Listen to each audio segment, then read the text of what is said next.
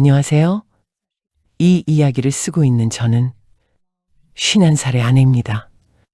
누군가에겐 그냥 평범한 중년 여자로 보이겠지만 저는 25년 동안 한 남자의 아내로, 두 아이의 엄마로 하루도 제 몫의 인생을 앞세워 본 적 없이 살아온 사람이에요. 그래서일까요? 남편이 변하고 있다는 걸 아마 그 누구보다 먼저 느꼈던 건 바로 저였던 것 같습니다. 제 남편은 52입니다. 공기업 계열사에서 오래 일했고 이제 정년을 몇 해 앞두고 있어요. 늘 성실했고 큰 탈 없이 가정을 꾸려온 사람이었습니다. 그런데 어느 순간부터 그 사람이 자주 이런 말을 하기 시작했어요. 인생이 참 빠르다. 가끔은 예전 생각이 나. 처음엔 그냥 나이 드는 사람들의 흔한 넋두리인 줄 알았습니다. 저도 비슷한 생각을 할 때가 있으니까요. 그런데 이상했어요. 그 말이 나올 때마다 남편의 얼굴엔 후회보다는 어딘가 설렘 같은 게 스쳐 지나갔거든요. 처음 이상함을 느낀 건 아주 사소한 순간이었습니다. 남편 셔츠에 다림질을 하다가 낯선 향을 맡았어요. 우리 집엔 그런 향수가 없습니다.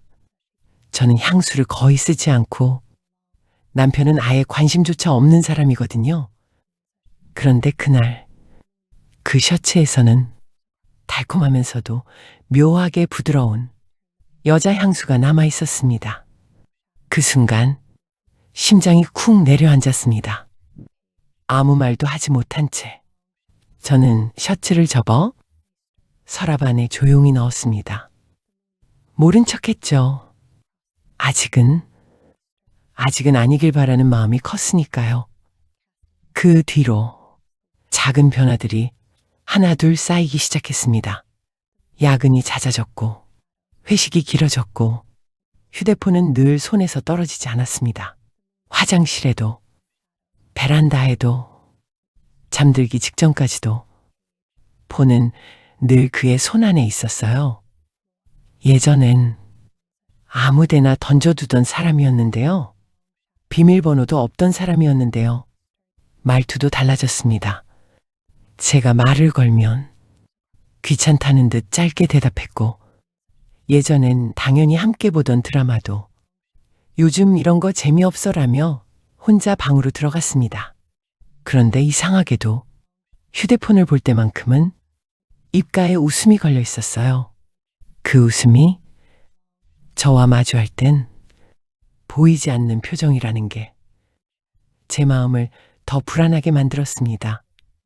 어느 날 밤 남편이 잠든 후 거실에 혼자 앉아 있었습니다. 불도 켜지 않고 TV도 켜지 않은 채 그저 어둠 속에 앉아 낮에 맡았던 셔츠의 향을 떠올렸습니다. 그리고 문득 이런 생각이 들었어요.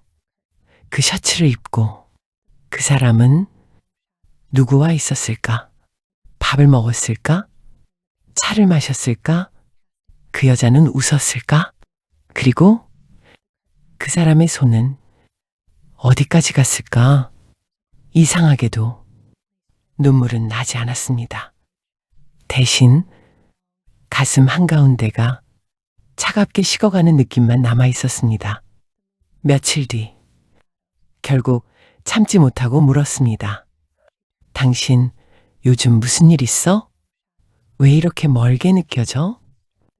남편은 잠시 말을 멈추더니 제 눈을 피한 채 말했습니다. 아니야, 그냥 좀 복잡해서 그래. 그 말이 거짓말인지 아닌지는 중요하지 않았습니다. 그 사람이 제게 진짜 이야기를 하지 않고 있다는 사실, 그것만으로도 이미 많은 걸 말해주고 있었으니까요.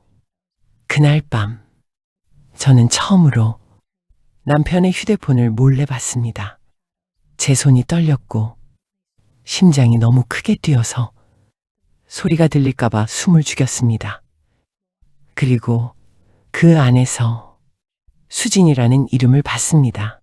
메시지, 통화 기록, 사진, 그중 하나에 이런 문장이 있었습니다.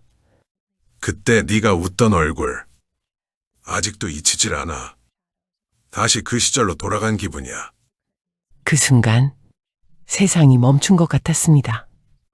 이제 더는 부정할 수 없었습니다. 남편은 다른 여자를 만나고 있었고 나는 그 사실을 이제야 정확히 알게 된 겁니다. 그날 밤 저는 한숨도 자지 못했습니다. 그리고 마음속으로 이렇게 생각했습니다. 이건 시작일지도 모른다. 남편의 핸드폰에서 수진이라는 이름을 처음 본 날, 제 마음속에서는 알 수 없는 무게가 그대로 가라앉아 버렸습니다. 확신은 했지만 아직은 그에게 따지지 않았습니다. 왜일까요? 두려웠습니다. 확실해지는 순간 지금까지 쌓아온 모든 일상이 산산조각 날 것 같아서요. 하지만 그 일은 아주 순식간에 터지고 말았습니다. 그날은 평소보다 남편의 귀가가 많이 늦었습니다. 12시가 넘도록 연락 한 통 없었고 전화도 받지 않았습니다. 속이 뒤집혀 수십 번 전화를 걸고 문자도 보냈지만 그 사람은 끝내 받지 않았어요. 그리고 1시 반쯤 되었을까요? 비틀비틀 술에 취한 모습으로 문을 열고 들어왔습니다. 셔츠는 풀려 있었고 입에서는 술 냄새보다도 어딘지 낯선 향수가 더 먼저 풍겼습니다. 저는 조용히 말했습니다. 어디 있었어? 전화도 안 받고 그 사람은 순간 제 얼굴을 피하더니 거실 소파에 털썩 주저앉았습니다. 그리고는 한참을 말없이 바닥을 보다가 입을 열었습니다. 사실 요즘 다시 연락된 사람이 있어. 그 말이 끝났을 때 모든 공기가 멈추는 것 같았습니다. 저는 아무 말도 하지 못한 채 그 사람을 바라만 봤습니다. 그는 자기 혼잣말처럼 계속 말했어요. 예전에 헤어졌던 사람인데 그때는 어쩔 수 없이 끝났던 인연이야. 근데 다시 만나보니까 그 사람이 아직도 내 안에 있더라고. 무슨 소리야 그게? 당신 지금 바람 피우고 있다는 거야? 제 목소리는 떨렸고 입술도 제대로 붙잡지 못했습니다. 그 사람은 제 눈을 바라보지도 못한 채 말했습니다. 그냥 처음엔 친구처럼 지냈어. 근데 자꾸 마음이 가더라. 그럼 지금은? 지금은 사랑하는 것 같아. 그 순간 머릿속에서 딱 하는 소리가 났습니다. 그는 사랑이라는 단어를 망설임 없이 이올렸습니다. 내가 아닌 다른 여자에게 그 단어를 써가며 당당하게 말하고 있었습니다. 그게 그렇게 쉬워? 그 사람이랑 지금 관계 있어? 그는 대답하지 않았습니다. 그 침묵이 모든 걸 말해주고 있었습니다. 한참을 말없이 있다가 그는 말했습니다. 나도 헷갈려. 너랑 아이들과 살아온 세월. 절대 가볍게 생각하지 않아. 근데 그 사람과 있으면 내가 살아있는 느낌이야. 살아있는 느낌이요? 그럼 나는 당신과 함께 살아온 25년 동안 죽은 채였단 말인가요? 내가 차려준 수천 끼의 밥, 당신 출근길에 건넨 도시락, 아이들 뒤에서 묵묵히 지켜낸 시간. 그건 다 무의미했단 뜻인가요? 저는 웃음이 났습니다. 비웃음이 아니라 허탈한 웃음. 그래서 지금 뭐? 나보고 어떡하라고? 우리 이혼하자고? 그는 머리를 저었습니다. 아니, 그런 얘기까지는 아니고 그냥 잠깐만 좀 내 마음을 정리할 시간이 필요해. 순간 저는 입술을 깨물며 말했습니다. 그 시간 동안 그 여자 만나겠다는 거네? 그는 아무 대답도 하지 않았습니다. 그저 조용히 고개를 숙였을 뿐입니다. 그날 밤, 그는 침실로 들어오지 않았습니다. 거실에서 조용히 자겠다고 했고, 저도 굳이 더 묻지 않았습니다. 그런데 벽 하나를 사이에 두고 그 사람은 평온하게 잠이 들었고, 저는 눈을 감을 수 없었습니다. 우린 같은 집에 있었지만 이미 다른 시간, 다른 공간 속에 있는 사람 같았습니다. 다음 날 아침, 그는 아무렇지 않은 듯 출근을 준비했습니다. 아침은 안 먹을게. 오늘 일찍 끝날지 몰라. 그 말이 그렇게 가슴을 찔렀던 적이 없었습니다. 그가 돌아오는 저녁이 두려워졌고, 그의 하루가 내 곁에 있지 않다는 게 이제는 너무 선명해졌습니다. 그날 이후 저는 더 이상 아무 말도 하지 않았습니다. 대신 남편의 방안을 천천히 둘러보기 시작했습니다. 책상 서랍, 수납함, 여행용 가방 안쪽, 그리고 결국 남편의 옷장 깊은 서랍 안에서 작은 종이봉투를 하나 발견했습니다. 그 안엔 여자 화장품 계산서와 호텔 숙박 영수증이 있었습니다. 영수증 안쪽엔 수진이라는 이름이 예약자 이름으로 적혀 있었습니다. 거기서 저는 다시 한번 무너졌습니다. 이건 사랑이 아니라 관계였습니다.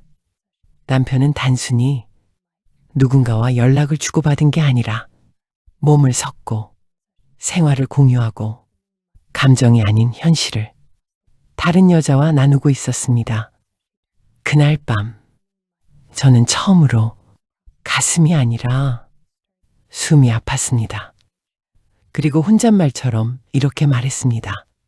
아직 시작일 뿐이구나.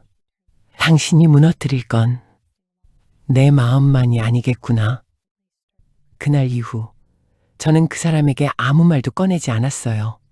화를 낼 힘도 없었고 울 수 있는 여유도 없었습니다. 가장 무서웠던 건 그 사람이 이제 더는 저를 불편해하지 않는다는 사실이었어요. 들켰다는 죄책감이 아니라 이젠 들켜도 괜찮다는 듯한 태도. 마치 이미 마음속으로는 정리 다 끝낸 사람처럼요. 그걸 느끼는 순간 모든 말이 입안에서 멈춰버렸습니다. 무슨 말을 꺼내도 받지 않을 것 같다는 예감 때문이었죠. 며칠 뒤였어요. 남편이 잠깐 외출한 사이 거실 테이블 위에 노트북이 켜져 있었어요. 알림창 하나가 떠 있었고 그 안에 쓰인 이름이 눈에 들어왔습니다. 자동이체 완료, 수진. 그 이름을 보는 순간 숨이 턱 막혔습니다. 아무 생각도 나지 않았고 제 손은 본능처럼 노트북을 열었어요. 남편이 늘 쓰던 뱅킹 비밀번호 아직 바뀌지 않았더라고요. 그리고 그 안에서 저는 정말 믿고 싶지 않았던 현실을 마주했습니다. 잔액은 생각보다 훨씬 적었고 눈을 의심할 만큼 줄어 있었습니다. 이 통장은 남편과 제가 20년 넘게 모아온 노후 자금이었어요. 아이가 대학을 다닐 때도 생활비가 빠듯할 때도 손대지 않았던 돈이었는데 반도 남지 않은 그 숫자를 보는데 마치 제 세월이 허공에 흩어진 기분이었습니다. 하나하나 거래 내역을 열어봤고 수진이라는 이름은 너무 자주 등장하고 있었어요. 며칠 간격으로 반복된 송금, 한 번에 몇백, 많을 땐 1,000만 원이 넘는 금액도 있었습니다. 메모에는 이렇게 적혀 있었어요. 치과 치료비, 동생 보증, 사업 준비 중이라 당분간 지원. 그리고 마지막에는 이렇게 써 있더군요. 사랑하는 사람을 돕는 건 내 기쁨이야. 그 글을 읽는 순간 제 가슴 어딘가가 서서히 식어갔습니다. 분노보다 앞선 건 놀라움이었고 그 다음에 찾아온 건 아찔함이었어요. 이건 단순한 바람이 아니었고 감정의 유희도 아니었습니다. 그 사람은 지금 우리의 미래를 통째로 그 여자에게 흘려보내고 있었습니다. 그날 저녁 남편은 평소처럼 퇴근에 들어왔어요. 별일 없다는 얼굴로 소파에 앉아 텔레비전을 켰고 저를 마주한 그의 표정엔 어떤 동요도 없었습니다. 저는 잠시 그를 바라보다가 조용히 말을 꺼냈어요. 우리 통장에 있던 돈 그 여자한테 보냈지? 남편은 화면에서 눈을 떼지 않은 채 대답했습니다. 응, 좀 도와줬어. 가족도 없고 어렵다더라고. 당신 마음대로 그렇게 큰 돈을 써도 된다고 생각한 거야? 그 사람이 나한텐 좀 특별한 사람이야. 그 순간 저는 웃고 싶지도 울고 싶지도 않았어요. 감정이 아니라 그저 기가 막혔거든요. 그럼 나가. 그 여자한테 가. 왜 이 집엔 계속 들어와? 남편은 말없이 고개를 떨구더니 작게 말했어요. 아이들 생각도 해야 하고 이 집도 당신 몫이잖아. 나도 그렇게까지 무책임하고 싶진 않아. 그 말을 듣는 순간 제 안에 있던 실금이 확 갈라지는 소리가 들리는 것 같았어요. 무책임하지 않겠다는 사람이 이미 내 마음을, 우리의 재산을, 우리의 신뢰를 송두리째 허물어버리고 있었는데 이제 와서 무슨 책임이란 말인가요? 그날 밤 저는 남편 몰래 조용히 휴대폰을 들었고 법률 상담을 받을 수 있는 곳을 찾아 상담 신청을 했습니다. 이혼을 결심한 건 아니었지만 그 사람을 더는 믿을 수 없다는 생각은 확실했어요.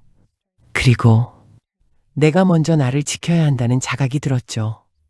다음 날 변호사 사무실에서 저는 조용히 말했습니다.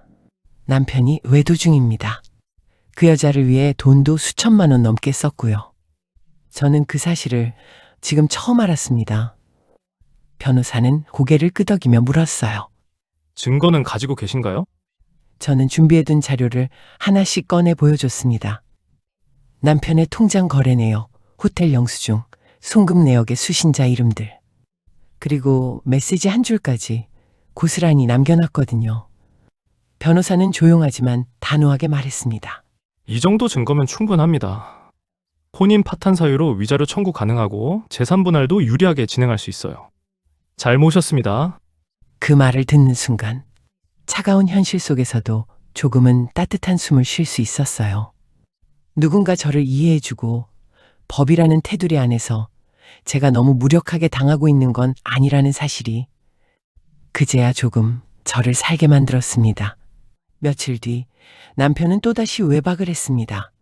전화도 없었고 메시지도 없었어요. 다음 날 아침에서야 아무렇지 않은 얼굴로 현관문을 열고 들어왔죠. 그 사람을 보는 제 마음은 이제 달라져 있었습니다. 그가 집에 있는 게 불편했고 그의 숨소리가 낯설었고 그 사람이 앉아있는 이 거실이 더는 우리 집 같지 않았어요. 그래서 그날 아침 저는 아무 말도 하지 않았습니다. 하지만 제 안에서는 분명하게 무언가가 정리되고 있었습니다. 아, 이제 진짜 준비해야겠구나. 이 사람과의 모든 시간을 끝낼 때가 되었구나. 처음에는 그저 남편이 그 여자와 연애하듯 지내고 있다고 생각했어요. 자극적인 감정이 남아있으니 그런 행동을 하는 거라고. 시간이 지나면 지칠 거라고도 생각했죠. 하지만 변호사와 상담을 거듭하면서 제가 그 여자를 더 알아봐야겠다는 생각이 들기 시작했어요. 왜냐면 이건 단순한 바람이 아니었으니까요. 이 사람은 내 남편을 그저 감정이 아니라 돈으로 빨아들이고 있었고 남편은 기꺼이 그 여자에게 우리 삶을 갖다 바치고 있었어요.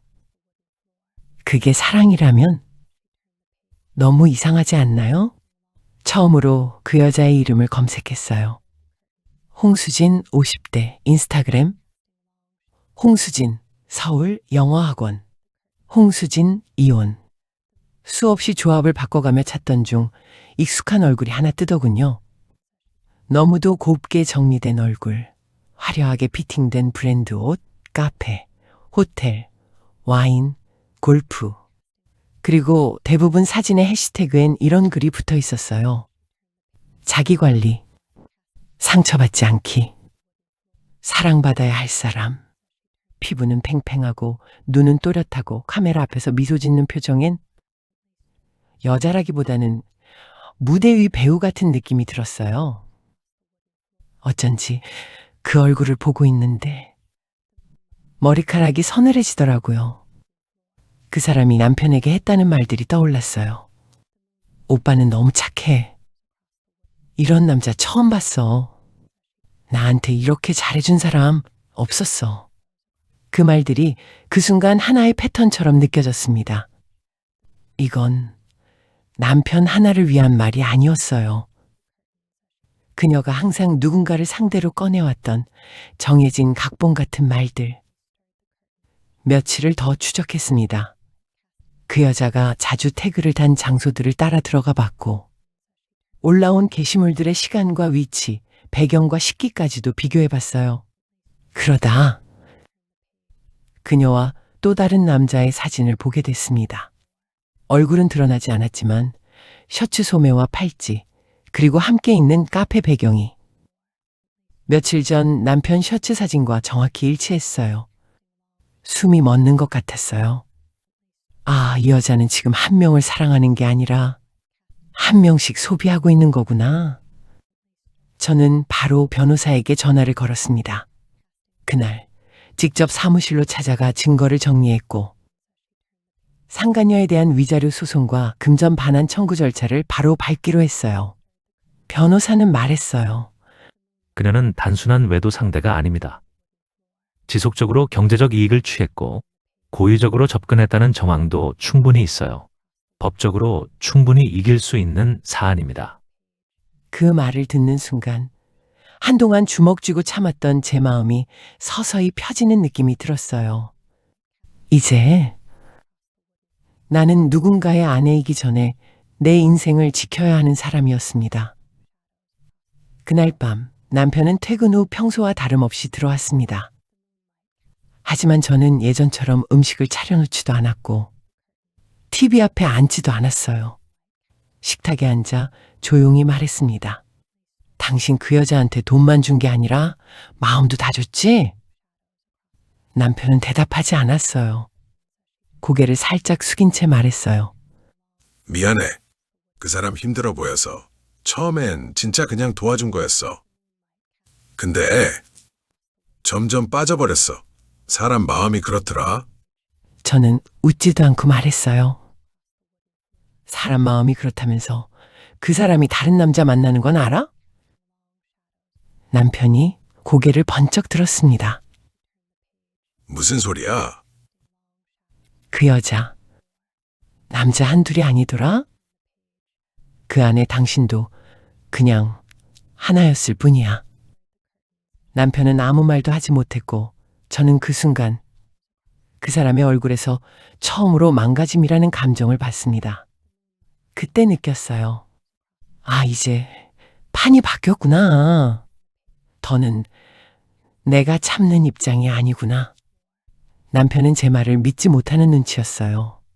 그 여자에게 다른 남자가 있다는 말이 도무지 현실처럼 느껴지지 않는 얼굴이었죠.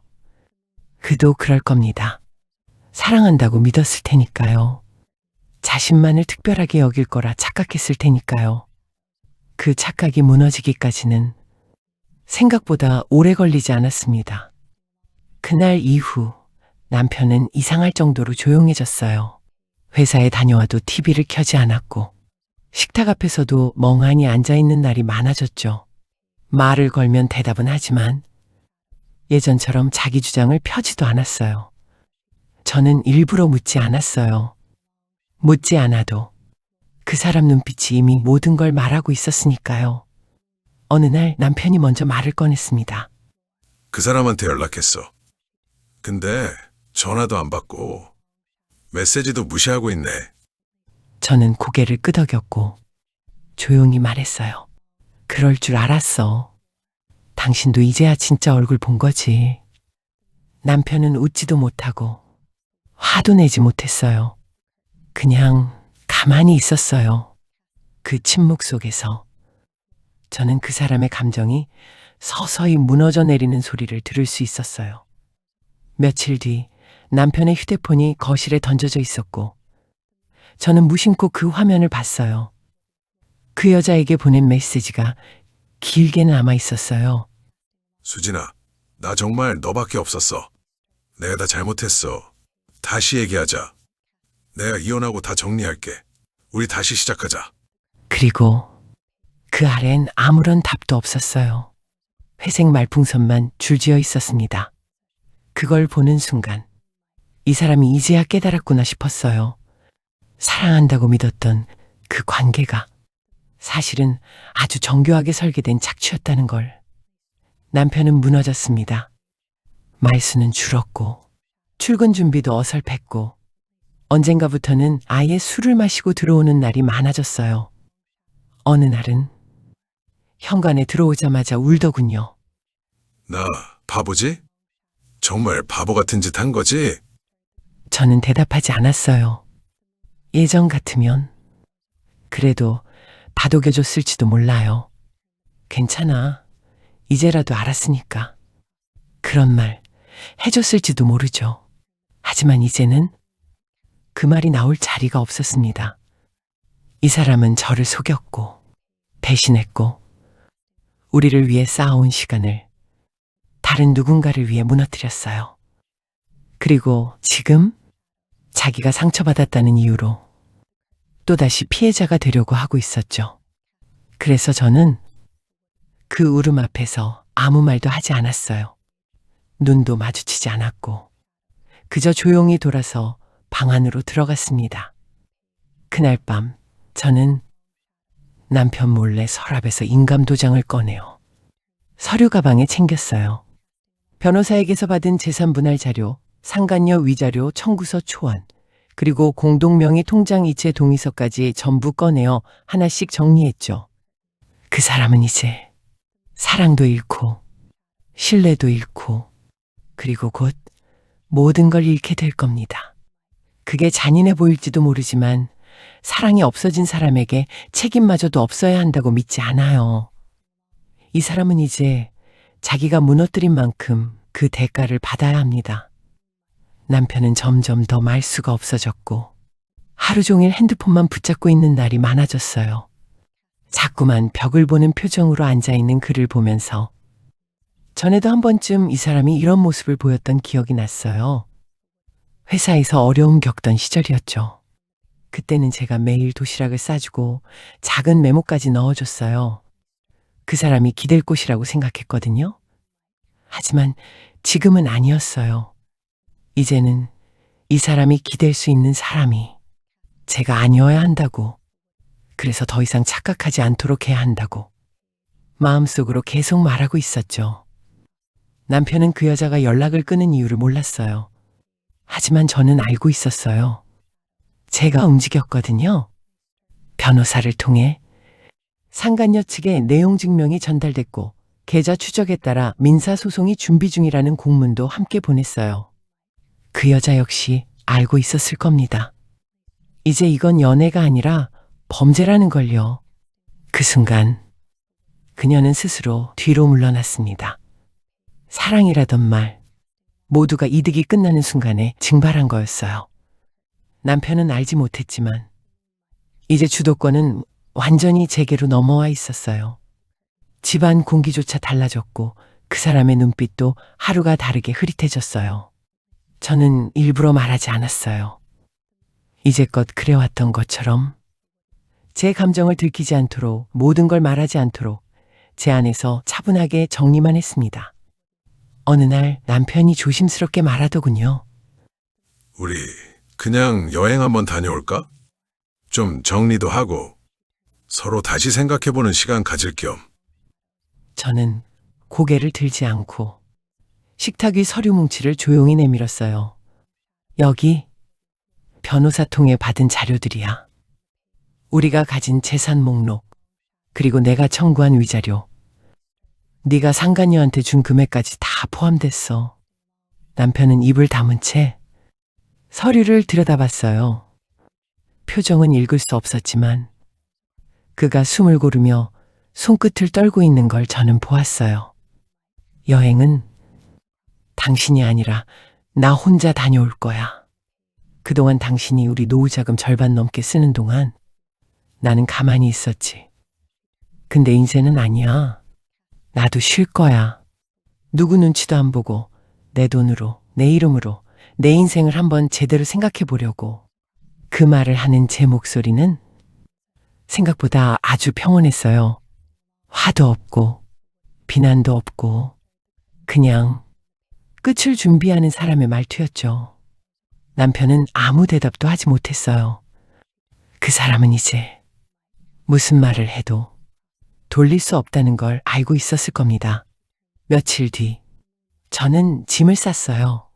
여권, 환전된 돈, 그리고 예약해둔 비행기표와 호텔 바우처까지 챙기고 현관 앞에서 캐리어를 세웠죠. 남편은 거실 소파에 앉아 말없이 저를 바라봤어요. 저는 그에게 짧게 말했습니다. 서로 좀 생각해보자. 그랬지? 그 말 나한테 더 어울리는 것 같아. 나 다녀올게. 그렇게 저는 집을 나섰어요. 혼자 떠나는 첫 여행이었고 혼자 살아보는 첫 순간이었죠. 하지만 두렵지 않았어요. 이제는 누구를 설득하지 않아도 되고 누구에게 이해받으려 애쓰지 않아도 되니까요. 이제 저는 제 삶의 중심으로 다시 돌아오는 중이었습니다. 여행을 떠나온 지 사흘째 되는 날, 저는 호텔 창가에 앉아 그 사람의 연락을 가만히 바라봤습니다. 문자가 수십 통, 부재중 전화도 수없이 와 있었어요. 말 좀 하자. 이건 너무 갑작스러워. 내가 잘못했다. 다시 생각해줘. 이제 와서 생각해달라는 말이 도대체 어느 순간부터 유효할 수 있었을까요? 그 사람은 제게 아무것도 설명하지 않았고 제가 견디는 모습을 당연하게 여겨왔습니다. 그리고 지금 처음으로 버려졌다는 감정을 느끼고 있었겠죠. 저는 일부러 연락하지 않았습니다. 어떤 말도, 어떤 반응도 지금은 해줄 이유가 없었어요. 그 대신 제 손엔 변호사로부터 도착한 이메일이 들려 있었죠. 민사소송 접수 완료, 위자료 및 손해배상 청구 진행. 한 줄의 제목이 마치 제 인생의 선언처럼 느껴졌습니다. 그 여자, 그러니까 상간녀 수진 씨에게는 내용 증명과 함께 법원 소장이 전달됐다고 했어요. 금액은 총 5천만 원. 남편이 그녀에게 보낸 금전의 반, 그리고 제게 끼친 정신적 피해에 대한 법적 책임을 모두 포함한 액수였죠. 처음에는 이런 금액이 과연 가능할까 싶었지만 변호사는 단호하게 말했습니다. 의도적 접근과 금전적 이득, 거기에 배우자 기만까지 포함하면 충분히 가능한 수준입니다. 며칠 뒤 수진 씨가 변호사를 통해 반박 의견을 냈어요. 모든 금전은 남편의 자발적인 지급이었다. 사랑의 감정이 있었을 뿐 고의적인 접근은 아니었다. 합의금은 줄 수 있어도 위자료 수준은 지나치다. 그 문장을 읽는 순간 헛웃음이 나왔습니다. 이제 와서 사랑이라고 말한다면 그건 정말 무례한 자기 합리화였죠. 저는 그 반박문에 남편의 계좌 내역, 호텔 예약 내역, 메시지 캡처, 그리고 그녀가 다른 남성과 함께 있는 사진이 찍힌 SNS 게시물까지 첨부해 반박서를 냈습니다. 감정이 아닌 금전적 목적이 명백하며 그 피해는 금전 외에도 혼인 파탄과 정신적 상처로 이어졌습니다. 변호사가 작성한 문장은 냉정했고 저는 그 차가움이 참 마음에 들었어요. 이젠 제 감정을 따뜻하게 달래줄 누군가가 필요한 게 아니라 저를 지켜줄 확실한 언어가 필요했거든요. 재판은 빠르게 진행됐습니다. 남편도 조용히 응했고 수진 씨는 결국 합의하겠다는 입장을 먼저 내비쳤어요. 그 사람, 그렇게 단단해 보이던 그 여자는 결국 법 앞에서는 조용히 무너졌습니다. 피해자분이 원한다면 합의금을 지급하고 추후 일절 접촉하지 않겠습니다. 그 문장 하나를 보는데 눈물이 났어요. 슬퍼서가 아니었고 억울해서도 아니었어요. 그저 끝이 나는구나. 그 감정이 찾아온 거였어요. 그날 밤 호텔 방 안 창밖으로 늦은 밤 도로를 바라보며 처음으로 한숨을 깊게 쉬었습니다. 이제 정말 끝이야. 더는 그 사람에게 감정을 소모할 일도 없고 그 여자의 얼굴을 떠올릴 이유도 없었죠.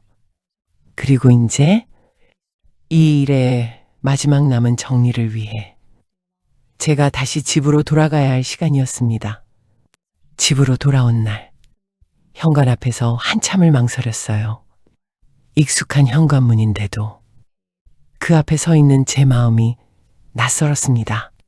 열쇠를 돌려 문을 열자 조용한 거실과 식탁, 그리고 텔레비전 앞 소파까지 모든 게 제자리에 있었지만 그 안의 공기는 예전과는 전혀 달랐어요. 남편은 식탁에 앉아 있었어요. 고개를 들지도 않았고 말을 먼저 꺼내지도 않았죠. 저는 캐리어를 조용히 밀어두고 마주 앉았습니다. 잘 지냈어? 그 사람이 고개를 끄덕였고 그 짧은 대답 속엔 이미 모든 게 정리되어 있다는 느낌이 들었어요. 그 순간 더는 아무것도 묻고 싶지 않았습니다. 며칠 뒤 법원에서 이혼 조정 결과가 도착했어요. 양측 모두 이혼에 합의했고 저는 남편이 저질렀던 손해에 대해 정당한 재산 분할과 위자료를 받아내게 됐죠. 공동명의였던 집은 제 앞으로 정리되었고 남편은 더 이상 이 집에 머물 명분이 사라졌어요.